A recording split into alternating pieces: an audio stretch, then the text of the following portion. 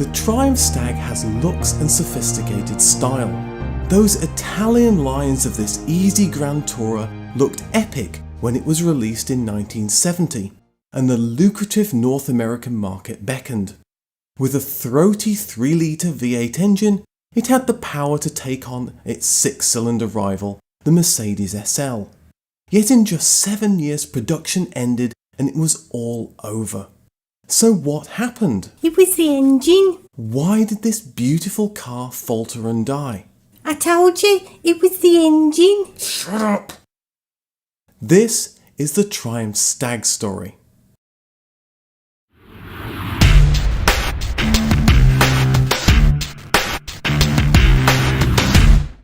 In 1964, the Italian car designer Giovanni Michelotti reached out to Triumph.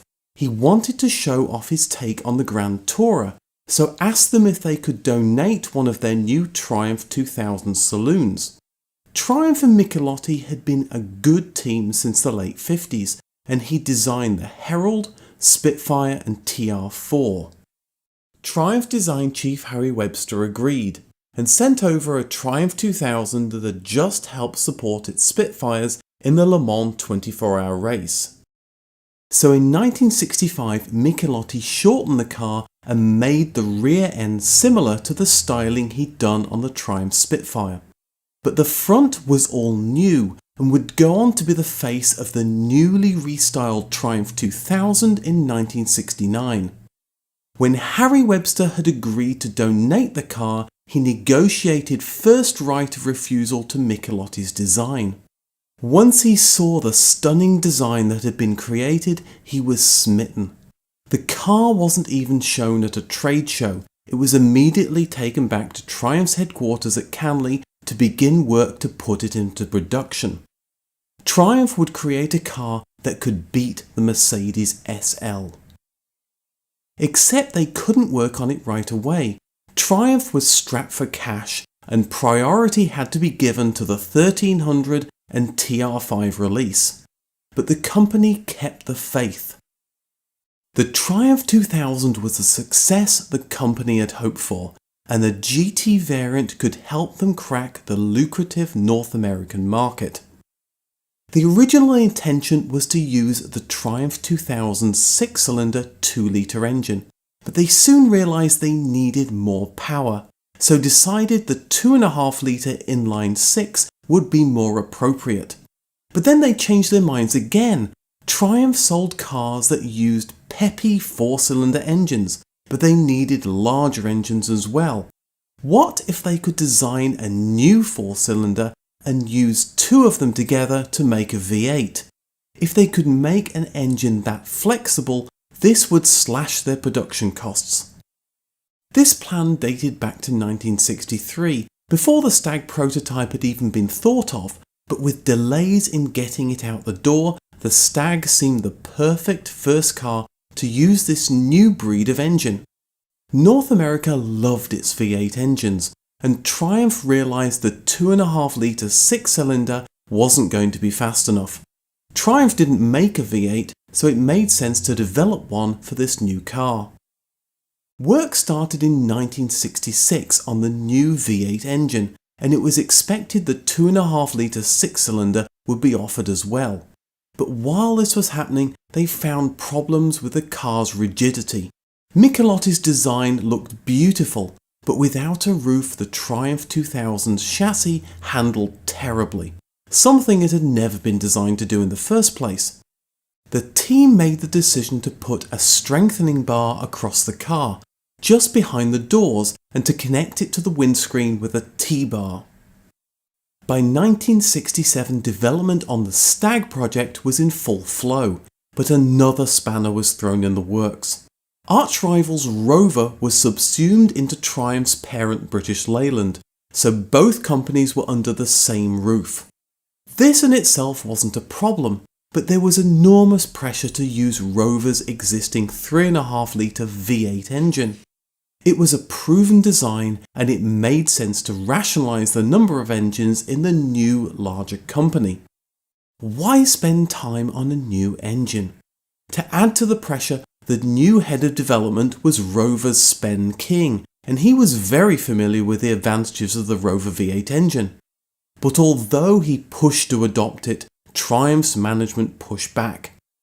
They claimed that the Rover V8 just wouldn't fit, but this wasn't the case, as it's been retrofitted to Stags many times since.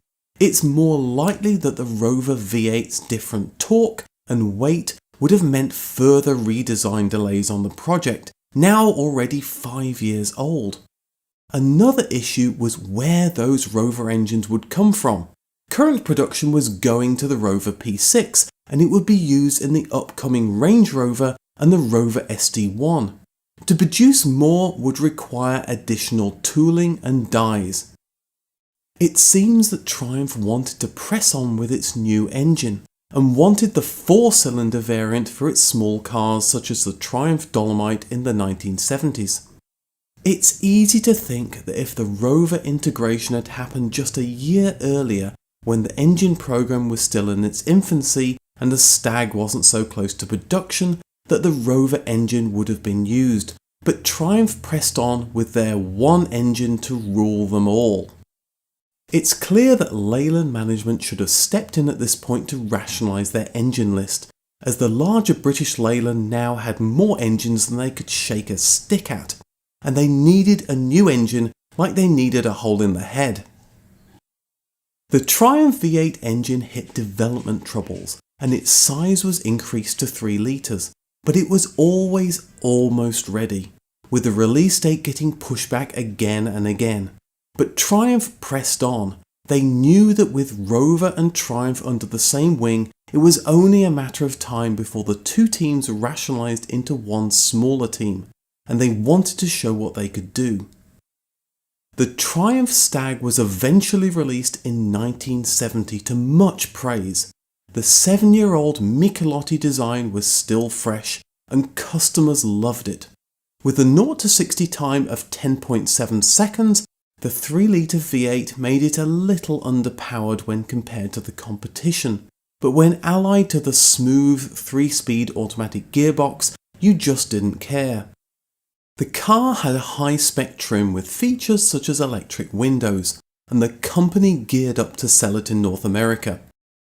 But it quickly became apparent there were some major problems with that new V8 engine. I told you it was the engine.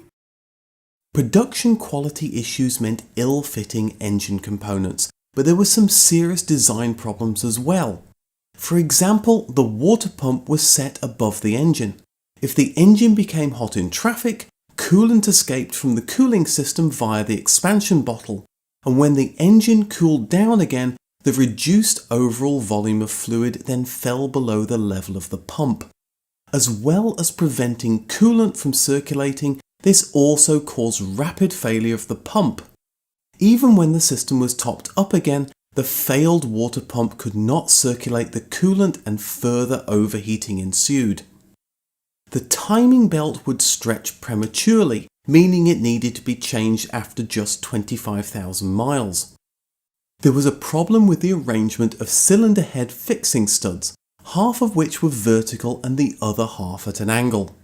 The angled studs, when heated and cooled, expanded and contracted at a different rate to the alloy heads, causing sideways forces which caused premature failure of the cylinder head gaskets. And a poor choice of engine materials caused problems. The block was made from iron and the heads from aluminium, a combination that required the use of corrosion-inhibiting antifreeze all year round. This point wasn't widely appreciated by owners or the dealer network supporting them. Consequently, engines were affected by electrolytic corrosion, and white alloy oxide sludge collected in radiator cores, reducing radiator efficiency, causing overheating. The result was head gasket failure due to cylinder head heat distortion, a very expensive repair, and owners would usually get their repaired cars back with the radiator still clogged, leading to repeat failures. It took time to discover these issues as so few Stags were being sold at dealerships. British Leyland had around 2,500 UK dealers when the Stag was on sale, and a total of around 19,000 were sold in the UK over 7 years. This means the average dealer sold only 7 or 8 Stags during the car's whole production run, or roughly 1 car a year. So dealers saw defective Stags so infrequently they couldn't recognise and diagnose the cause of the various problems. By the time the problems were known, there was no money to fix them. The V8 engine wasn't being used in any other car, and with low sales of the Stag and British Leyland's poor financial health, nothing was done to fix this beautiful looking car. Despite being featured in the Bond film Diamonds Are Forever in 1971, those reliability problems forced the Stag to beat a hasty retreat from the North American market in 1973. In 2007, Time would list the Stag as one of the 50 worst made cars of all time. The V8 was a disaster, but if you remember, Triumph had hoped this was to be used as a 4-cylinder as well. So what happened to that? The first version rolled off the production line in 1968, with Saab as the customer for their 99. They had exclusive use of it for the first 4 years, and the next use was Triumph's own Dolomite in 1972. It also got used by the Pantera Rio and Triumph TR7. Production ended in 1981 when the TR7 was phased out. Unlike the doomed V8, the 4-cylinder engine was relatively reliable and had lots of power. It had the same cooling system foibles and needed antifreeze, but by the time of its Dolomite introduction, these problems were understood and regular servicing meant the car could stay reliable. Triumph had hoped the Stag would be a Mercedes SL killer, but by 1971 a new version of the Mercedes had been released, replacing the 2.8 litre 6-cylinder engine with a Stag beating 3.5 litre V8. And if you didn't mind having a roof on your GT, there was a Reliant Scimitar GTE, or newly released Ford Capri 3000 GT and Citroën SM. The unreliable Triumph Stag got swamped by the competition. By 1972, a replacement was in the works. With the success of the Ford Capri, British Leyland wanted something similar. They resurrected the 1967 Michelotti-styled Triumph Lynx design that was meant to compete with the MGB GT. But in 1972, Michelotti was out and stylist Harrisman was in. Triumph were working on the TR7, so the Lynx was essentially an extended TR7 turned into a coupe.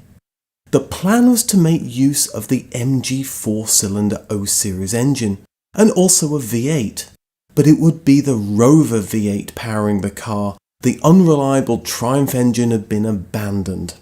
With spare production at the No. 2 Speak plant, work began to start production in 1977. But this coincided with a long, drawn-out industrial action battle at Speak, started the day the new British Leyland boss Michael Edwards took up the top job. With Edwards losing patience, he closed the No. 2 Speak plant in 1978, killing off the Lynx in the process. Production of the Stag ended in 1977, with only 25,000 being sold. There was to be no replacement. It took until the early 1990s for the next Grand Tourer with the Rover 800 Coupe, and this wasn't an open top. The Stag was a great idea, an open top Grand Tourer that Mercedes continues to sell today as the SL, but too much work needed to be done to the Triumph 2000 saloon chassis, and British Leyland shouldn't have greenlit the Triumph V8 engine and should have moved quickly to rationalise its engines to save costs. But hindsight is 2020, and it's easy to see problems after the fact. If the V8 had delivered on its promises and been demonstrably better than the Rover engine, it could have been used across British Leyland's fleet into the 70s and 80s. To keep my videos free from adverts, to get early access to new videos, or appear in the credits yourself, please consider supporting me using the Patreon link below from just $1 or 80p a month. and hit the subscribe button to get notified of new videos.